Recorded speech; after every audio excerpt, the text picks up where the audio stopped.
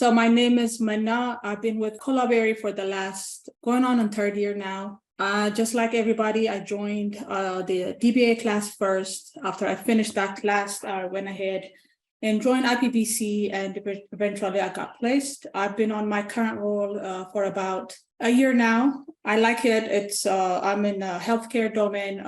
So far things are, challenging, but nothing that we can pass.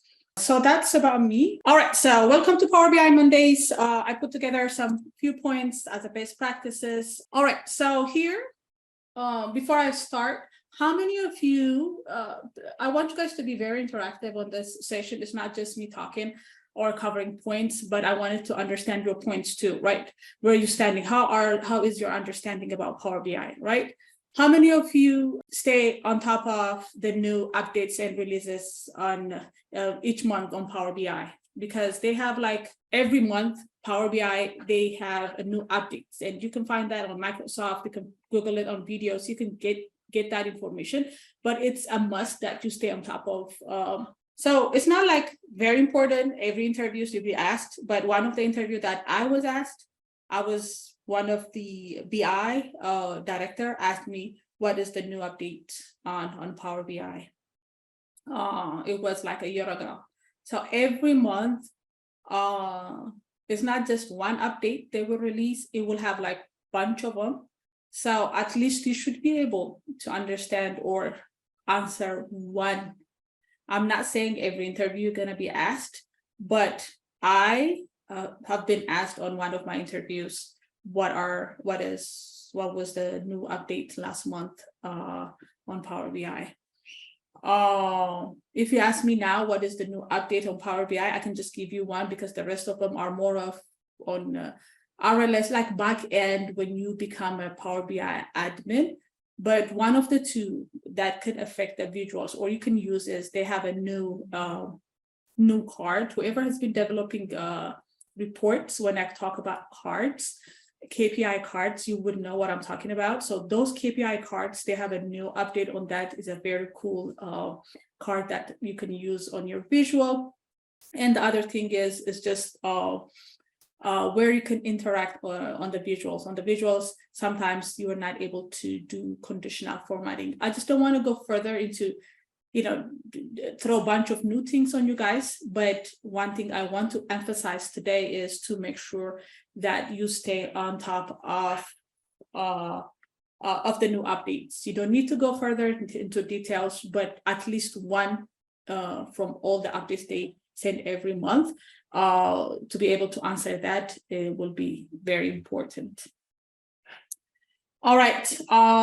After that, one of the questions, or a lot of people have been asked is, they don't even understand, when you are asked to,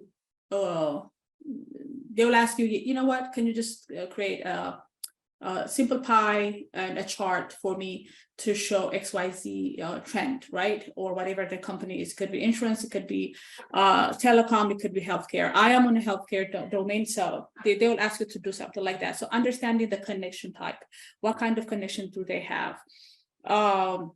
Sometimes they'll just give you Excel and then a simple connection, but other times, you'll see they will have like a sample data where you can just connect and do, because you're just going to do those reports live on their system. So that kind of options are available, but majority of the time on interviews, they're just going to give you an Excel, and where you can just go off of that. So, but understanding what kind of connection they have, even after you join, you just have to understand what kind of database they have. How do you connect it? We know Power BI has a lot of connections, so understanding what kind of connection they have definitely will help you.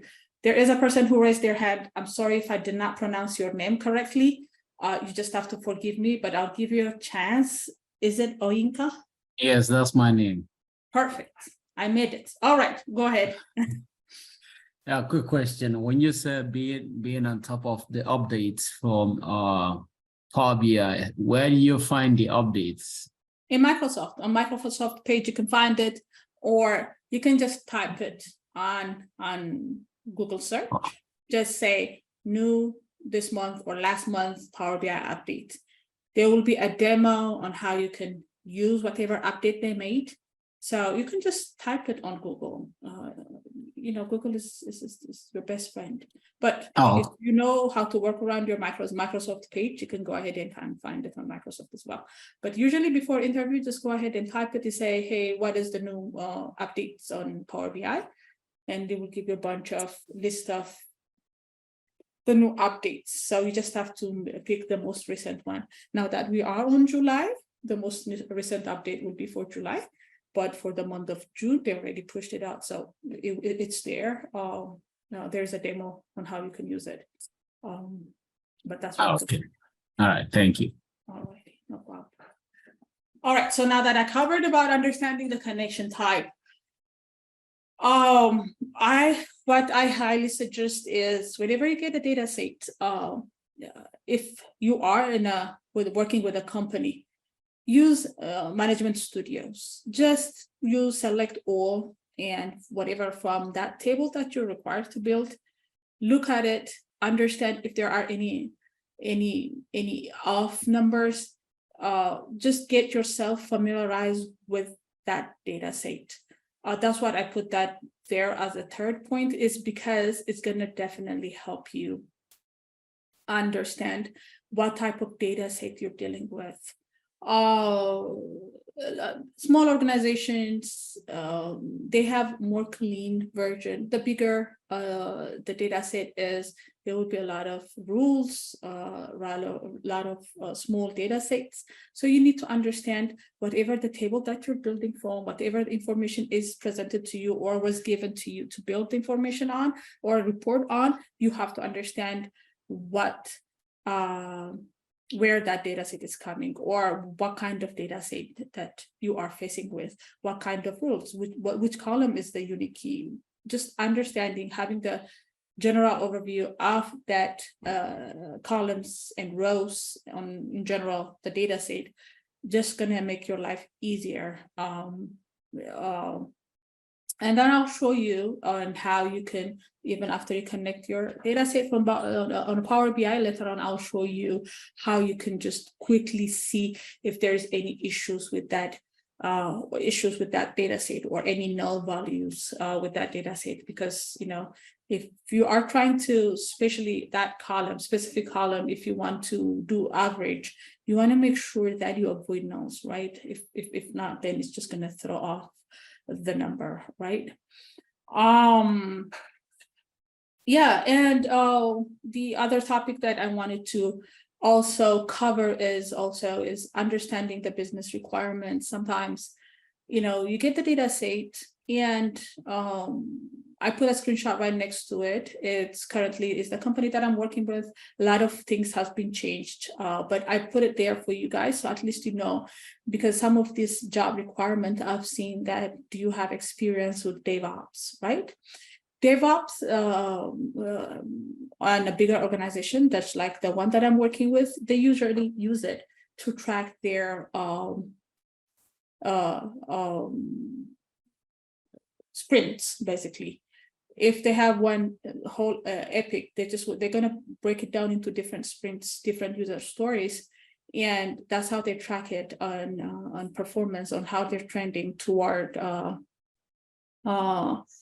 at the end of their sprints. They're gonna go look, what went well, what did we do, what did we finish, what did not we finish, right? So the screenshot that I attach is some of these job tasks will come to you as a user story with a number on it. If you see right on top here, it says user story, right? And then it has a number. All these numbers are linked to the bigger, I'm sure you guys went through, IPBC, and about user stories, sprints, and all that stuff. So from one huge epic, there will be different sprints, and from that there will be user stories. So one of the user story that was assigned to me is developing this. I know there are like a lot of information that I blacked it out because of security. But I'll give you like a second or so, or 2 seconds, just to see that. And tell me, can you understand what this ticket is telling me to do? don't be shy, because I'll tell you exactly what I first felt when I look at this story. Can you all see the screenshot, right? The picture right here, it says 7178942 Power BI KPI reports. Is everybody with me? It looks like everybody's quiet. We can see it. There's no. So can you all tell me, anybody tell me, were you able to understand what it's telling you? What it's asking you to do? Yes? No? The report is not working as required, as needed. So there should be some updates or changes in the report dashboard.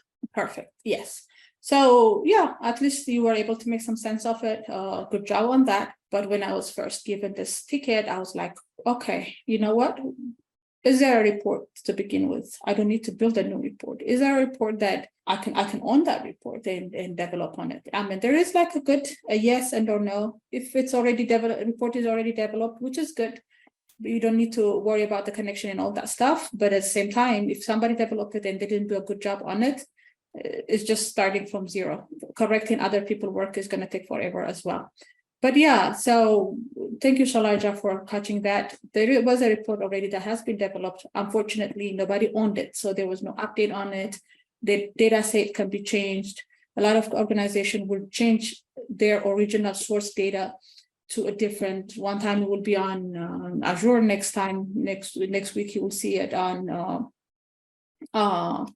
the new Synapse, which is the same thing Azure, but a new a new data set. So when those data sets are changed from back end, it will not show, the reports are not going to run as they should. So it's up to the developer, whoever owned it, to refresh it and see what's going on. But for the purpose of this, our today meeting, I just want you guys to understand, like, user stories will come something like this. They will have a title. You will have your name whenever it's assigned to you. You have an option to change it to active, doing, done, UAT, and all that stuff right here. There will be a description here. Of course, they will have area meaning which business unit is asking. Since I'm not fully dedicated to one business, sometimes some people are dedicated to marketing, some people are dedicated to finance, and some other people are just dedicated to operation. But for me, I'm just dedicated to everyone. Whoever wants a report, I'm there to develop. So I at the beginning, I told you I've been working with this company for about a year now. So far I've developed maybe 100 reports. I could not believe it. When I went back and pulled all the tickets that were assigned to me and check which one I did develop, I reached about 100. So I was like, yes, I did it. So the iteration, I'm sure you guys, when you go through IPVC, you understand what the iteration is. This is just basically just showing which sprint does that specific user story lies, and that usually would have a date. Yeah, so that's I'm sorry about that. That's about it. I have a question. Yes. Not for interview, but try to understand this logic. When you got this assignment, a project of this size, how long does it usually take? That's a good resolve question. it? Right. So any sprint, especially my organization, it will last for 2 weeks.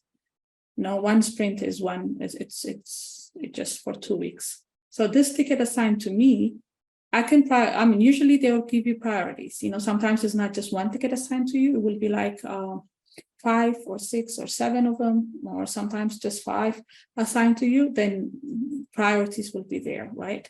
So you see, as you can see here on the screenshot, it says priority. So priority 1, 2. So that's how you prioritize your work. And anyways, for me, for this instance, or for this organization, it's just 2 weeks. Usually most sprints are 2 weeks. So you'll have 2 weeks to get this, all the tickets done.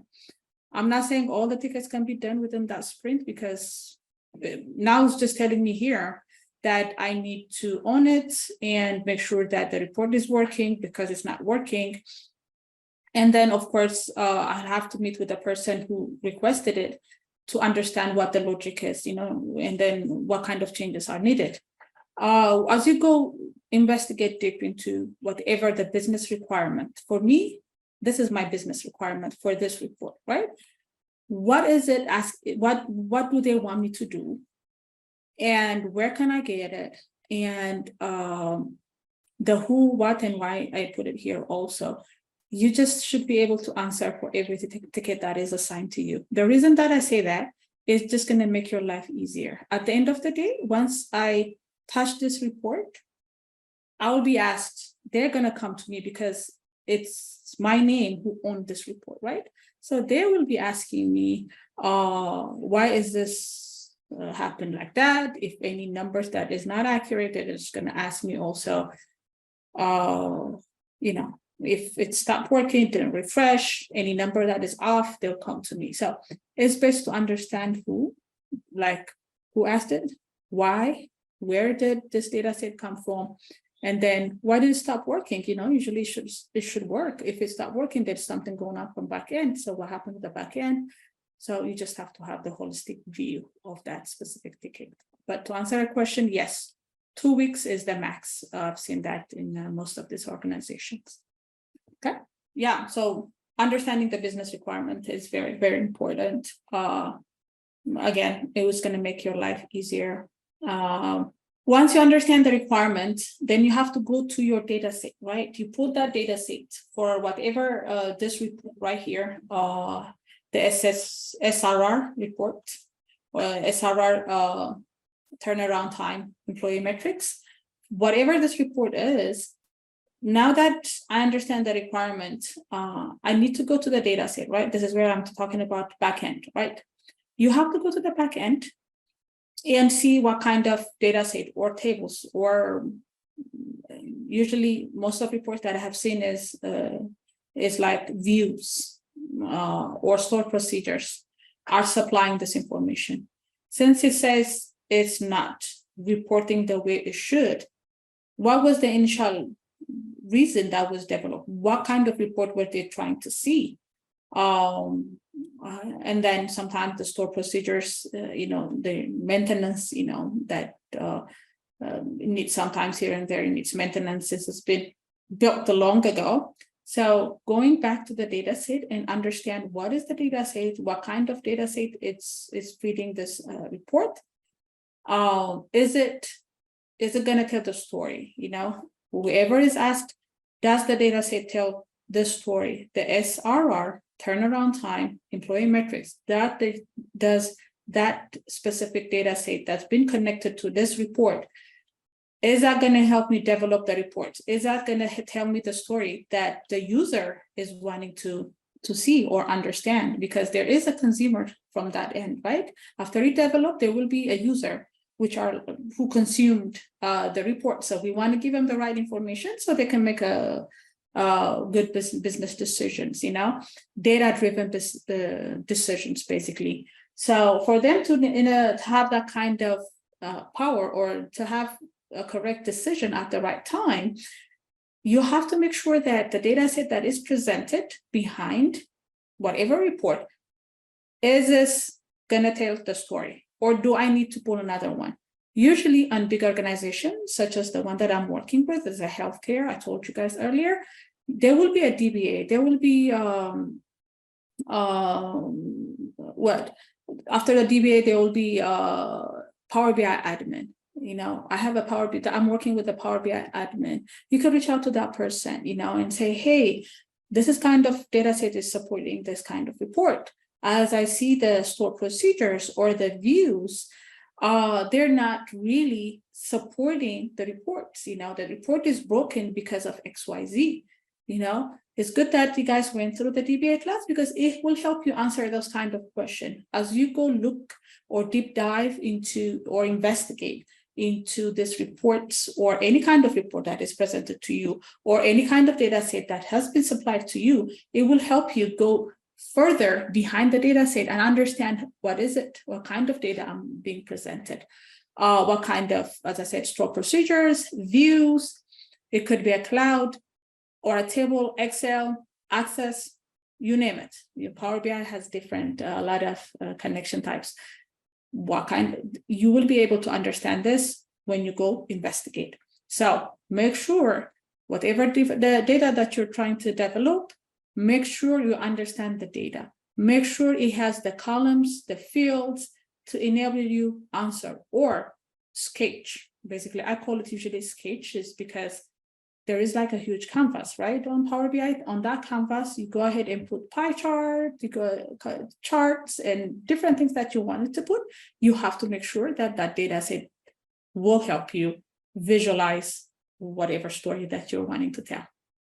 So most of you who are selecting data sets for Power BI, make sure that whatever data set that you're picking, right? When after you pass stress test 1, I've seen a lot of people struggling on stress test 2, because on 2, right? On that second stage, after you pick your data set, it's primarily visualizing it, right? Selecting KPIs, visualizing it. For you to be able to visualize it, select your KPIs, that data set must be able to support that for you.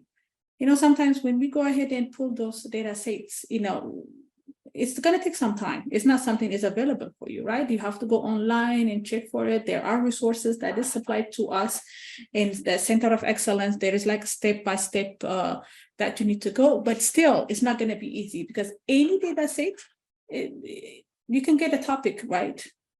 But for that topic, the data set that you got, does that data set help me visualize whatever my topic is? You know, death rate in the let's say car accident in the United States, you know, example, I'm throwing some topic, right?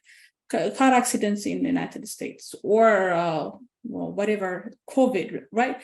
The columns and the information that is available in that data set, you have to make sure that it will supply, or it will help you do the visuals for that specific topic that you guys that you selected. All right. Any questions here? Yeah, I have a question. Can you hear me? Yes, I can hear you. Well, I'm actually going through this at work. I'm not Power BI, but I'm one of the employees that is challenging the metrics. I'm sorry for the background noise here. And you said that like if the metrics don't match what the employee is putting out, you're saying that you could challenge like the stored procedures that is not supporting the output of the employee. There's something that you say that it's not, the stored procedures maybe are outdated. All right. Yeah. So I think if I understand your question clearly is we're talking about the back end store procedure or views, whatever table or data set is supplying the reports.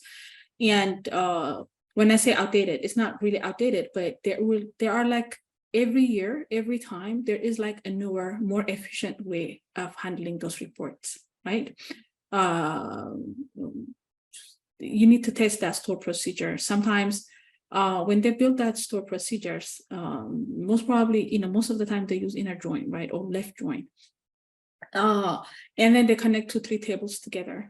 When you look at that, sometimes that table is not even there anymore. So that report is not going to show from the user side. It's just going to throw some error message.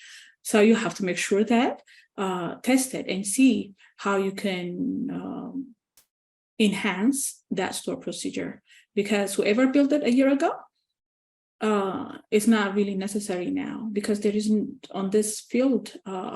There are like updates. Every month, I told you about Power BI, there's an update.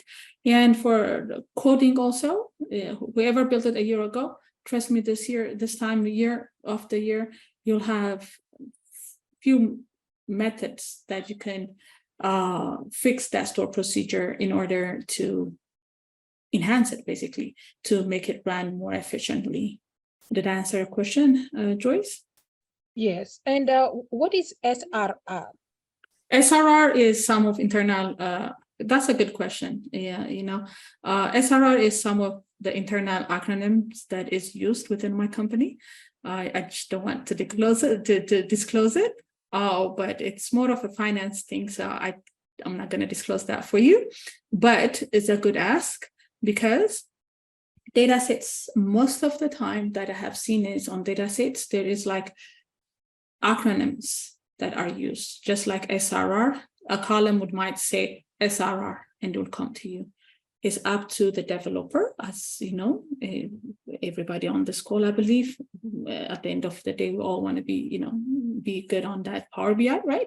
As you develop reports on that Power BI, it's up to you just to ask. Most organizations, they will have a standard way of abbreviating any columns. But as a new person coming to the organization, when you see something like that, you have to ask, because you don't know what SRR is, but yeah, it's an acronym that is used for that organization. But it's a good call out, because as a developer, there will be columns, their headline or the subject basically will have a lot of acronyms. So it's up to you to ask what that is and make sure that it's something that on the visual, at the end of the day, is going to come on a visual, right? You have to make sure that that visual is more user-friendly and understandable, okay, and readable. Yeah. You still answered the question very well. Thank you so much. No problem.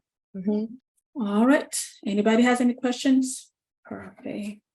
You guys, make sure you use this sessions to your benefit. You have to ask questions. Sometimes you just have to write down questions throughout the week.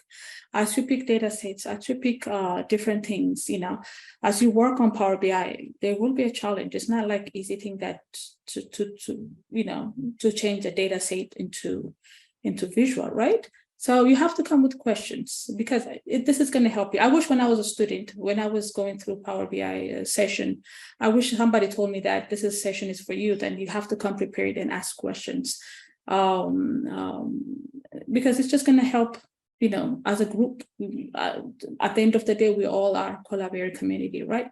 So as a community, it's going to help us grow together. And I see 43 people on this call. So at least if you guys can take away 1, 2, 3 things from this call, I think that's the best thing you can do whenever you join. So make sure every call that you join, you take a benefit out of it. All right.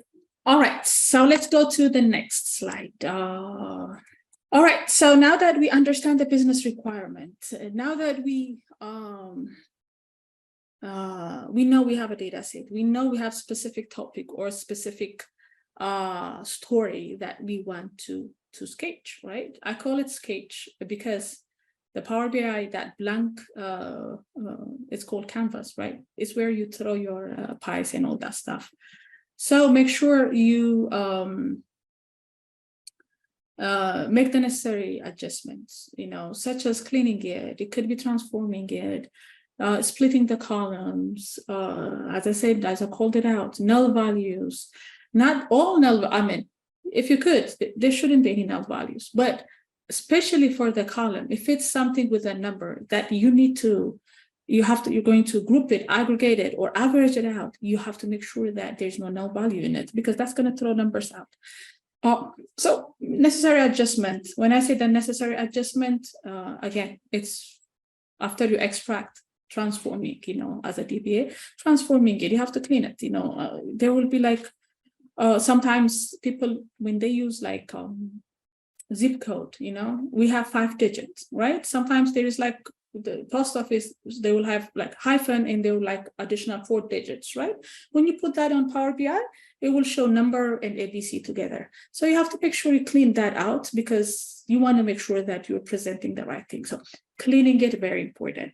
Now that you understand your data, you have to clean it, right? Make the necessary adjustment. Just clean it out. Sometimes there are like extra columns that you don't need. You can just clean those out or hide them out. You don't want to crowd your Power BI, right? Your report. And another point that I put there is data profiling. I will show you how you can data profile. On this interview, especially when they just send you a data set, you connect it to your Power BI. It's a very quick and easy step you can do. I'll walk you through that to enable you at least understand is there any anomalies in that? Is there anything that is off? That's going to help you understand the underlying data structure. It will also allow you to shape it, organize it. It's just going to help you really have a deep understanding of that data set. It's a very simple step. I use it every day on my reports. Yeah, every time anything is connected to my report, before any. So the ticket that I just showed you, this user story that I show you right here, for me to look into this ticket, to this report, I used data profiling, and that gave me a lot of information about the quality, how the distribution work. So I'll show you that on this call today. That's why I'm trying to go as fast as possible, so we can at least have that conversation while we have a report open. So don't forget, data profiling is very important. It will help you catch, especially doing this interview. When you do this quick step, whoever is watching from back end, they will appreciate you for doing that. The cleaner the data, the easier it is for you. Something that you have to understand, when you don't have a clean data, you will end up creating a complex task. When you start building one task after the other, it's just, remember, that means that data is not clean. You need to go back and clean it. With Power BI is a very powerful tool. It will help you clean it. So you need to go back and clean it. You don't need to be creating all this complex store procedure, complex DAX to develop any report. I'm not saying you should not be developing DAX, but it should not be complicated that much. If it's complicated, then data needs to be cleaned a little bit, and maybe it's going to be a good time. If there's a DBA for that organization that you're working with, it's a good time for you to connect with them and ask them, what's going on, what happened. And as a person that right now that you are picking data set from wherever, right? From all those resources that are available, you're picking that one data set, you connect to your Power BI. Let's say you didn't clean it, transform it, you didn't organize it the way it should. And then once you start visualizing it, you'll end up creating a complex procedures. You'll be searching for I keep on saying procedures. Please replace it with DAX, D-A-X, DAX, measures, okay? You will be required to build different complex measures, one measure into another. That is primarily telling you that your data needs to be cleaned, because it should not be complicated if the data is clean. All right, then for the organization that you're working with, understand what is the standard. These visuals, they have standards. All organizations, they have standards. You can't just pick different charts, pick your own colors, and run with it. I'm not saying that on interviews. Go ahead and ask them for what is the color of the company and what is the color theme of the company or the standards. That is not really necessary. But you can touch point after you develop the reports and you show whatever number they ask you. Usually they're just going to ask you table and the pie chart, right? You can ask them, if we have enough time, we can go ahead and put it's just adding the icons and just a simple template that you can apply on Power BI. That's going to change the whole visual into the company's standard theme or color, basically. So make sure, I've seen on my current organization, it's a different department. They develop these reports and nobody followed the standards. They just developed it, right? So at the end of the day, that's going to stay in UAT. Another developer will come and apply the standards. So ask for the standards. We have to make sure that we're doing a clean job, right? So ask for the standards. There will be templates. example of dashboards that anybody can give you. Whoever has been with that organization, they will give you a sample, right? And then based on that, you can just go ahead and then build your reports.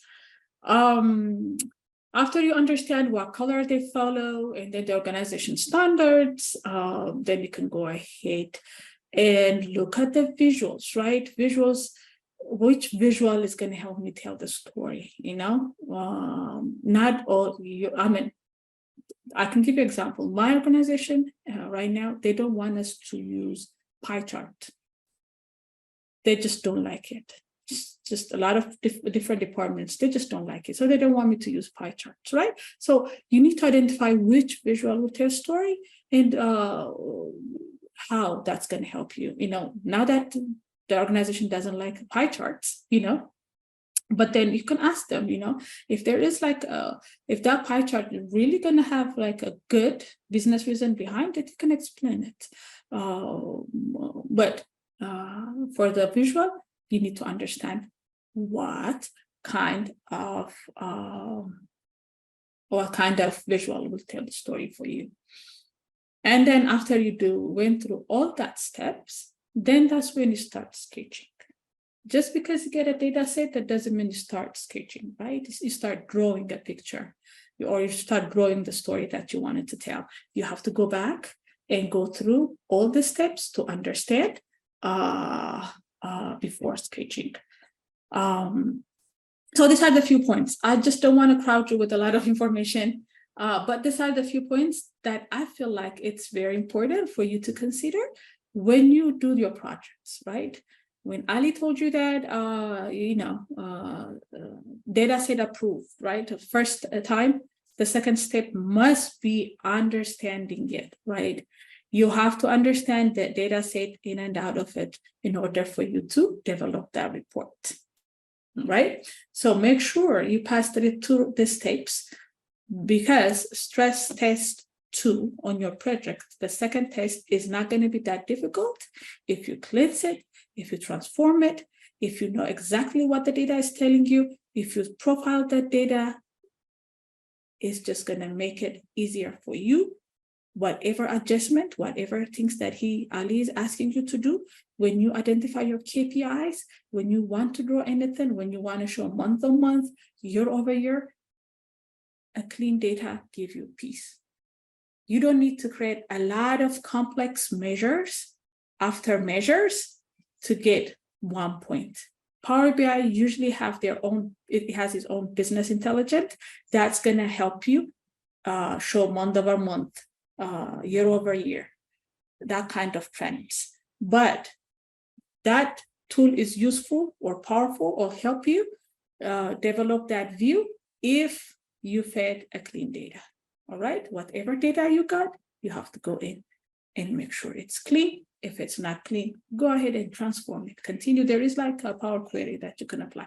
Go ahead and continue to transform. All right. Before I went ahead and opened the. Yes, I have a question. Yeah, go ahead. Yeah, so would you usually always just adjust the data in Power Query, or do you sometimes do it in Microsoft Studio? I don't know if you already answered that or not, but do you ever do any transforming in there in SQL? Can you ask me that question again? I'm sorry, it was cutting out and I did not completely understand the question. No, I'm sorry. I said when you're adjusting or transforming the data in Power BI, do you ever do any transformations inside like Microsoft Studios, like with queries and stuff like that, then send it back to Power BI, or do you just transform everything in Power Query? Yeah, so usually you can do it in Power BI. Any transformation, I just don't want to set a wrong expectation here. Anything that you wanted to do on the source data itself, like when you talk about SQL or Management Studio, most organizations won't let you give access for you to manipulate that data set. However, you can read from it. Any kind of update you want to make, you have to make sure that you do it on your Power BI, on your own reports, right? Not the source data itself. But if you have to make that kind of transformation, you can connect with the DBA and show them what you did on Power BI and how the data was coming from that SQL. So most of the time when you have a SQL access in the organization, it's mostly read, and you will just have views that you can use. But yeah, well, you can do a lot of transformation on Power BI, just to answer a question. But to set a realistic expectation, SQL, if you have access to it, is mostly read. You can't manipulate the data there. Did I answer your question? Sorry, I didn't get your name. It's just say iPhone. Oh yeah, this Ricky again. Yes, ma'am, you did help me. Thank you. All right. Let me see. It should be open now. Yeah. So this is a simple report. The data set I found it is from online. It's a financial report, it says, but I was going to do this with you guys together, this 3 simple visuals. But I think once you get the clean data, visualizing it, throwing these things in, and selecting the right field is not that very complicated. But if you guys want me, we'll have another session where we can just build this report again. Yeah, so let's say you were given this task to build it, right? Simple filter, just to show profit in the country, profit by year trend, and then simple chart here where it shows sales by product and segment. I'm not here to talk about the visuals, but I'm here mostly to talk about how you can have a data view. So after you connect, this is an Excel report, by the way. You put Excel and you connect it, and let's say you are here, right? On the empty. This is what I used to say. I was telling you guys canvas. Before you throw anything, see, it says canvas. So before you throw anything at this, right, to get here, you have to know, where is my data set, right? Let's see what the data talks about. All right. So here, I see a data. It says date. Where is it coming from? It highlights it here, right? This is where it's coming from. All right. What kind of date is this? It says it has a date. It has 12:00 a.m., right? Is this needed? No, mostly we don't need 12:00. I mean, if he has a different timing, then definitely. But all 730 rows, it should not be, no, sorry about that. It should not be 12 a.m. So I don't need that. A quick fix, you go home. Once you select that column, you go home and you can just short date right here. Boom, you have a short date. You don't need 12 a.m. I mean, because it's not even talking about a specific time. It's just everything says 12 a.m. So simple fix. One of the type of transformation is this, because the reason that I called that out is when you come to the canvas, and I've seen a lot of people's on projects, they say time of update or date refreshed, right? If you have a column with the time like that, it's just going to put 12 a.m. on everything. So some people, it's going to take them a long time to figure it out, but it's a simple fix. You just have to select a column and go ahead and make it short. All right. So here I have what I can see is what looks like 2 tables, but not really.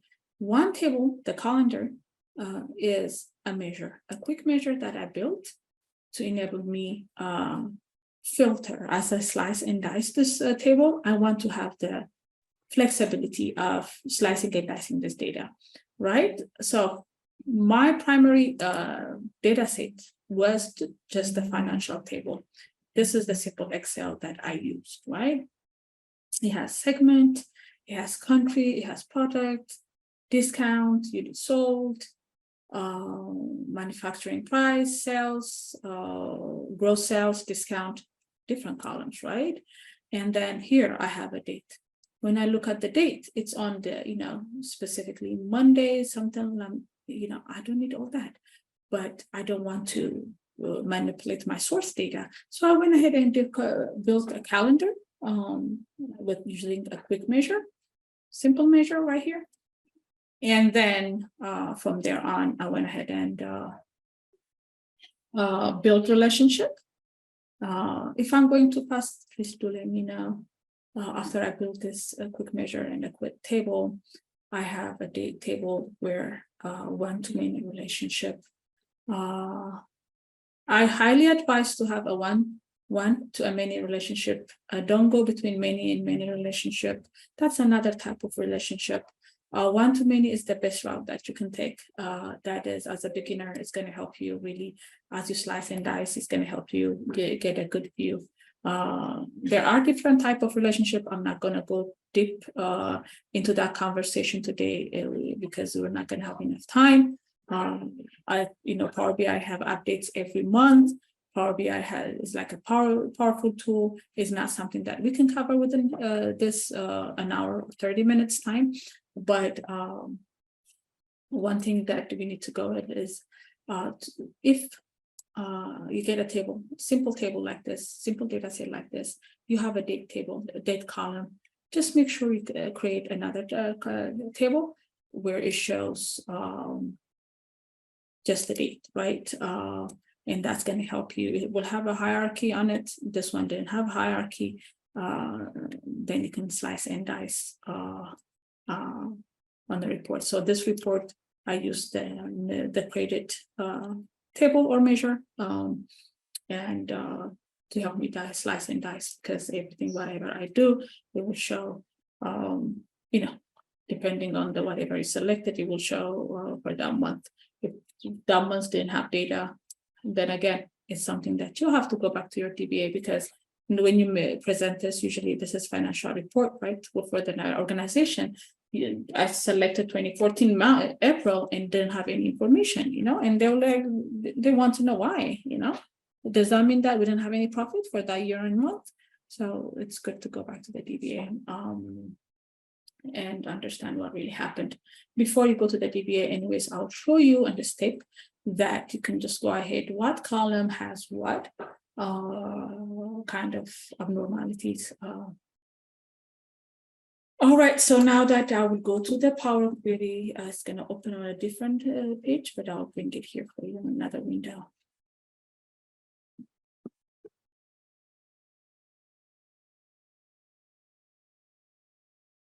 Okay, so just, I don't know if I went too fast. I went here and the data view, right? I made a right click. I got all these different options and I click edit query. And that opened the Power Query editor for me, right? All right, so now here is where you can do a lot of things. Let me just lower it down a little bit. Let's see if that's gonna, yeah. All right, here we can do a lot of transformation. You can add column.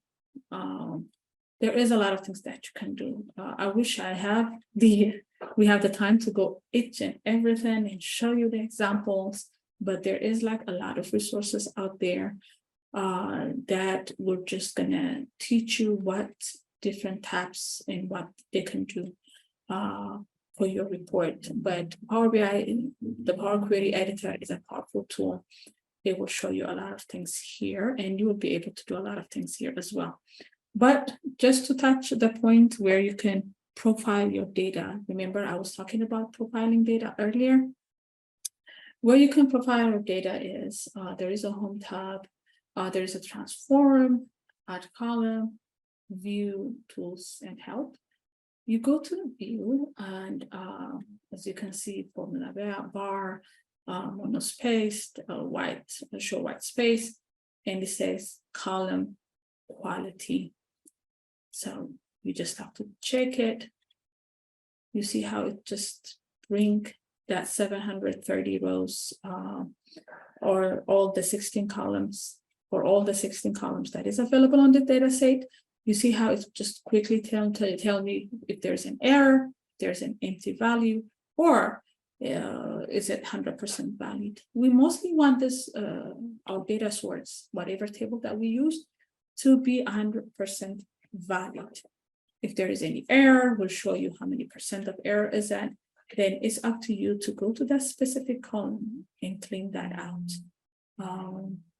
For any data set that you pick for your projects as well, I highly suggest that you need to go in and check the quality of that data set, column quality. It's just going to tell you each column. Just, it's just going to, this is such a blessing for me. I like it. I use it every day. On my work, for any homeowners that I work with my mentees, this is what I will tell them every day to do. I think I have Oinka raising hand. Go ahead and I'll give you the chance to ask question. Thank you. So, quick question. When you realize that while you're profiling your data, that some of the columns are having incorrect information, or they're having like empty space, they're having like errors, what do you do? Do you go ahead and start modifying those data, or do you contact your DBA? Like, what's your first shot? Yeah, so first shot, if that DBA is there, reaching out to a DBA is good, because now that you're able to clean it, right, another person may not be. So connecting with that DBA is a first thing that you need to do, because all the columns should be 100% valid. There is no way that you would be able to develop reports from error, right?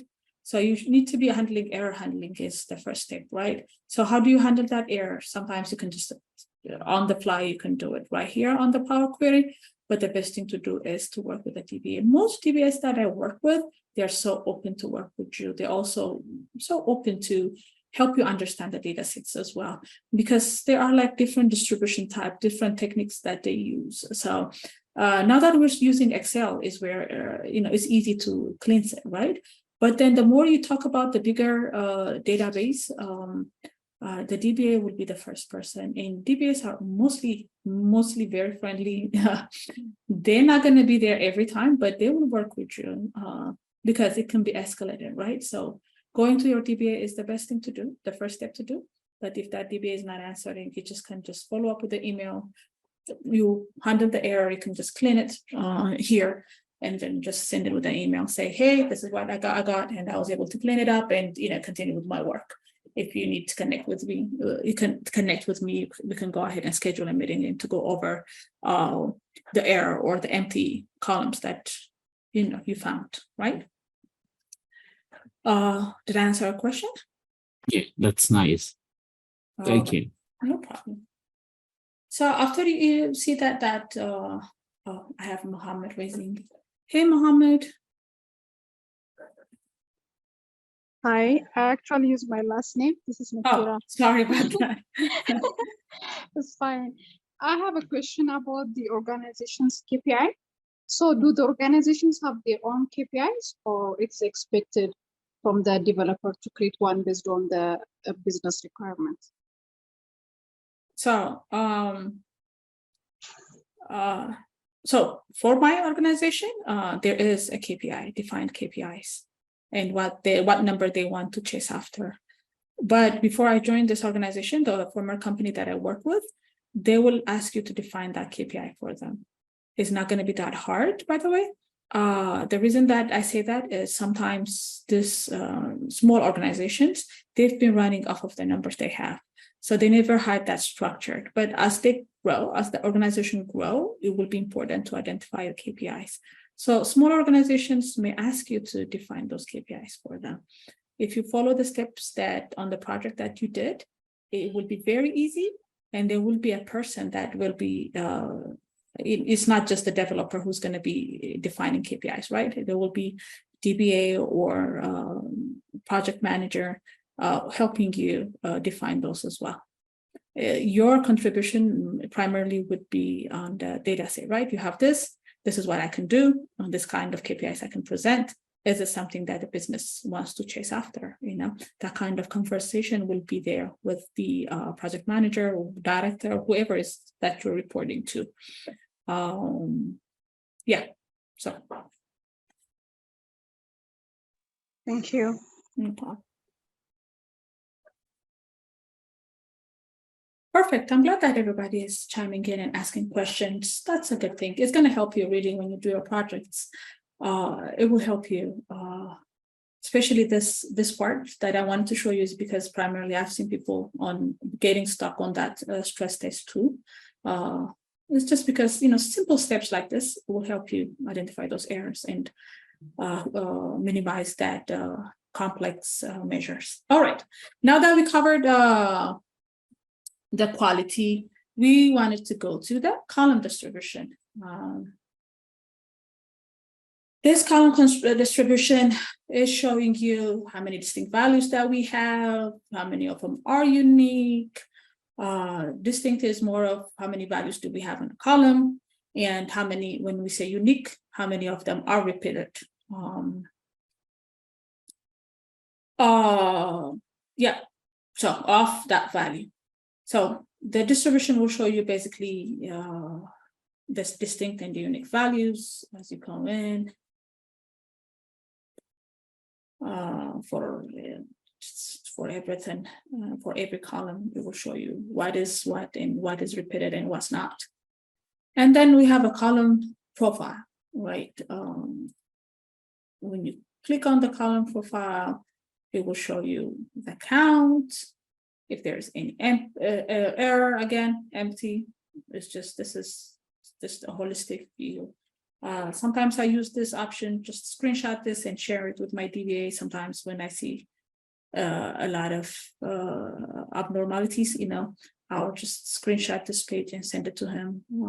Because, you know, once you develop that relationship with that DBA, it will be easier, you know. Be nice to the DBAs, you know, as a developer, you know, they're just going to make your life easier. So this is just gonna, the DBA also will be able to understand this. If not, it's up to you to explain it. But a simple view option and the column profiling, column distribution, quality, this 3 steps definitely is going to give you a good insight about your data and what is happening and all that stuff. On my other session, when I join in, if I am the host for that Power BI Mondays, I'll go ahead and show you how to transpose. You know, there are different options that you can change the data set, but that will be another day. I think I have Oinka again. Go ahead, Oinka. Apologies that I asked too many questions. No, you should ask. You should not be apologizing. This is for you guys. Go ahead. Okay. All right. So I've been trying to figure out how to understand the function of the column distribution and column profiling.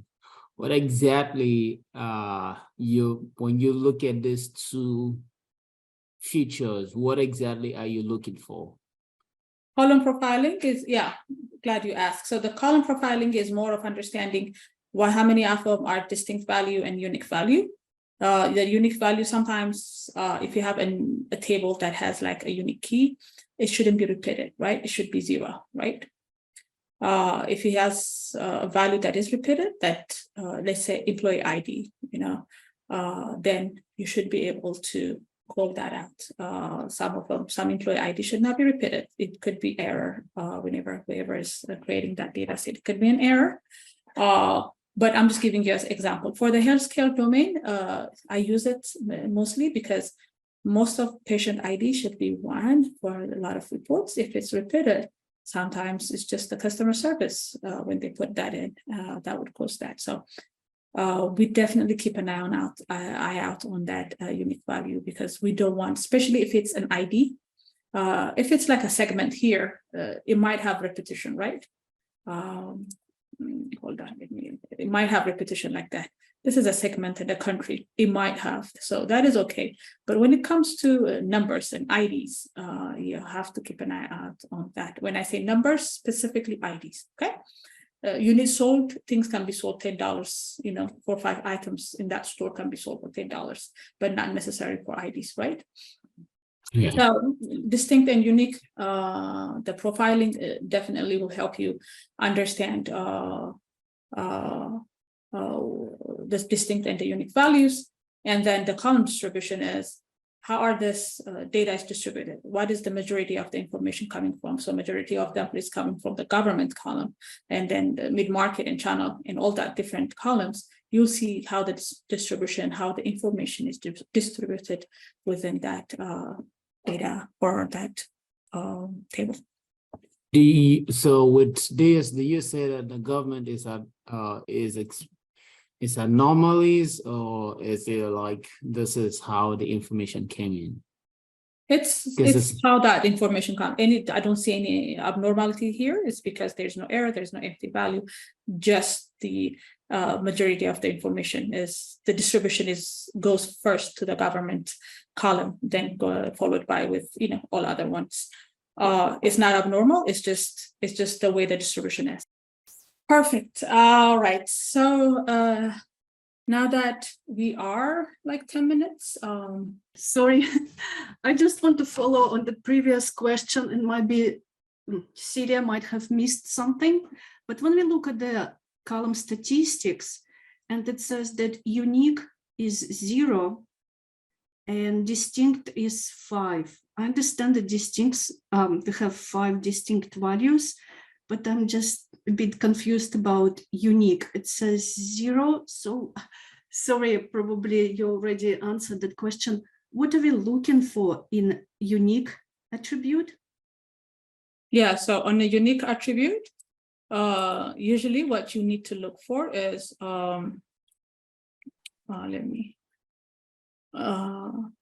so for unique attribute, that the value within that specific column, how many is unique to that, or it's just not repeated, should not be, or how many times it has been repeated, basically, right? So usually for a segment like this, unique value might be 0 because it would be repeated, because the column really would tell. But for an ID, if there is repeated unique values, that's something that you need to be look for, you need to watch for, because IDs should not be repeated, right?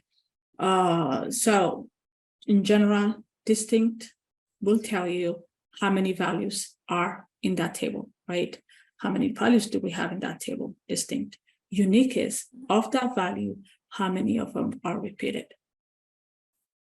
And we have, for example, government repeated, but it's still not counted as unique. Or Yeah, because it's more of, this is not a number, it's not like an ID. Okay, so it's alphabetic. Yeah. Value, is it? Okay, got it. Thank you very much. No Thank problem. you. Meena, just 1 second.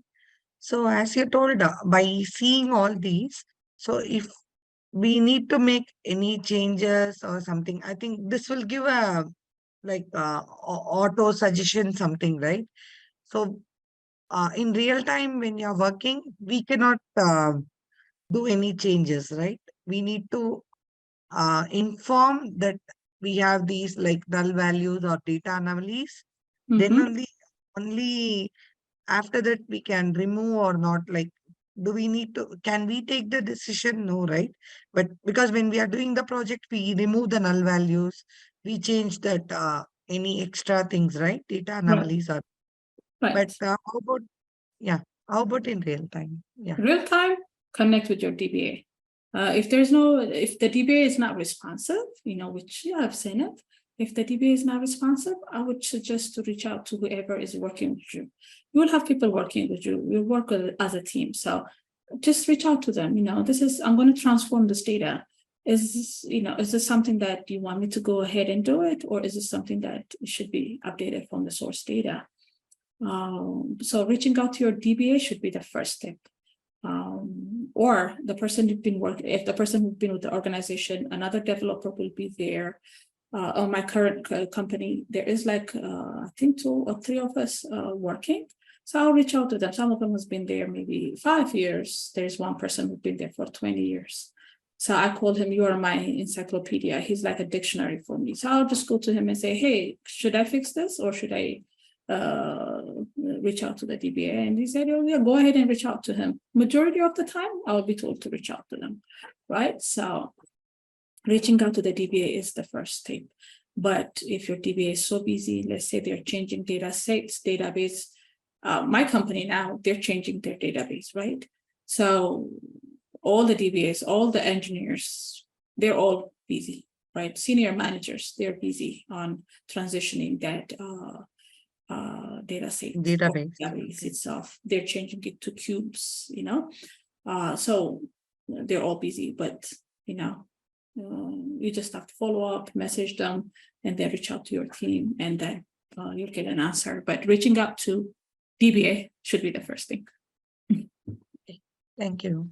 No problem. All right. Now there's nothing that we did here. I'm just gonna close it. So after we go through that, then just throwing those numbers here again would be easy. All right, let me stop sharing. I have a few, like 3 questions that I wanted to go, discuss that with you. I mean, as an activity for us, just to gauge if you don't understand it, if you don't, maybe you miss it, that's fine. But there are like a couple of questions that I wanted to. No, not that one here.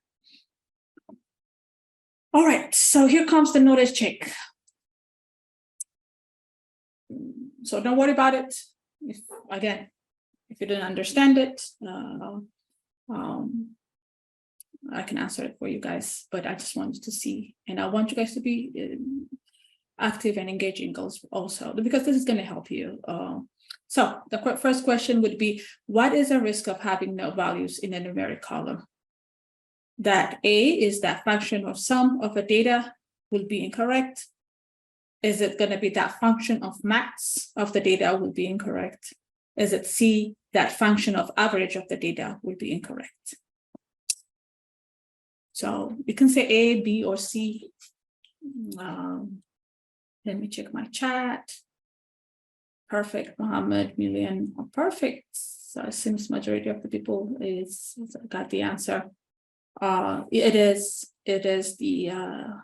C, it's the average, because average takes the total and divides by the numeric of the null value. So if null is there with a 0, then that average will not be accurate. So that is correct. All right, second question. We didn't cover this topic. The reason that I put it here is for you guys, after we discuss it, you can guess it. After we discuss it, I want you guys to go and read about what is appending or merge or combine columns. So the second question goes, if you have 2 queries that have different data, but the same column header, and you want to combine those tables into one query with all the combined rows, which operation should you perform? I know you can guess, you guys can guess, don't worry about it. Merge B, merge A. Perfect. I think A, B. But a lot of people say B, but there are A's, so it's append. Good job, Calvin. Calvin again. iPhone. Sorry that when I call out your names, I'm just gonna call it whatever shows on the screen, right? I'm not trying to be sarcastic, but Brukan, I guess, got it also. So it's an A.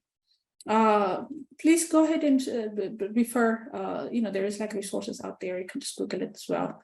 There are, again, functions on Power BI, Power Query, where you can append or merge or combine columns. So it's append for this scenario, because append will take 2 tables and combine it into one query.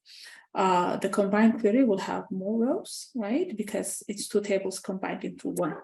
But the same number of columns will be there, right? On that table, let's say employee table A has 10 column, employee table B has 10 column.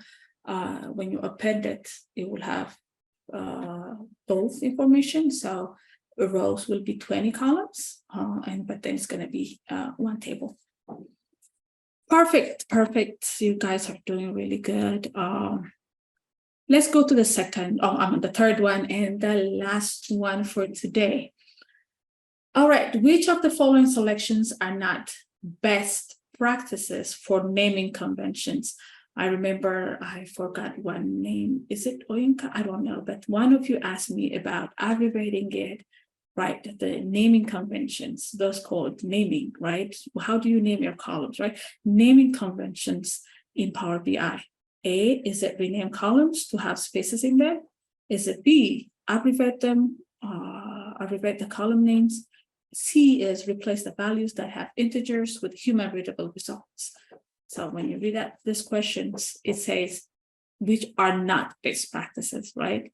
I just want to call that out, which are not best practices for naming conventions. When we say naming for columns, that column, it has a column name, right? If it's, all right, so it says B. I think Frank says B. All right, B and BKR. Okay, perfect. A. All right. A. All right. All right. I just don't want to keep you. We only have 2 minutes, so remember the questions are which are not best practices for naming convention. So the answer is B. Remember, she asked me while I was going through the one of the tickets that was assigned to me, it says SRR. It's abbreviation, right? So she didn't understand it. Nobody will. I won't understand it. I understood it when I was given that ticket. I was like, what is SRR? Guess what? If that is on a column on the data set that you're pulling in, what is SRR? How would you explain it on that visual? So abbreviation will lead to confusion because they're not often, they're often used and not universally recognized, just like, a person that, sorry that I forgot your name, but I know it was a lady that asking me what SRR was. So it's not universally used, so we don't know what that is, right? BI, we know it's business intelligence, Power BI, but abbreviation is just going to lead to confusion. So the answer for this one is, which are not best practices, is abbreviation. All right, so with that, brought us to the end of today's session. I hope I was able to share you my best practices